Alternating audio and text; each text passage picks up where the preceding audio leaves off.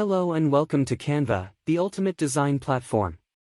Whether you're an entrepreneur, marketer, or just looking to up your design game, Canva has everything you need to create stunning designs with ease.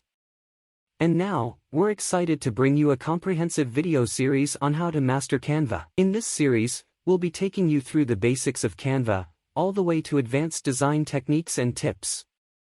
Whether you're a beginner or have some experience with Canva, this series has something for everyone. In the basics section, we'll cover the basics of Canva, including how to create and save designs, how to use templates, and how to work with text, shapes, and images. In the intermediate section, we'll dive deeper into Canva and show you how to work with more advanced features, such as creating graphics for social media, working with custom dimensions, and using elements and design elements to enhance your designs.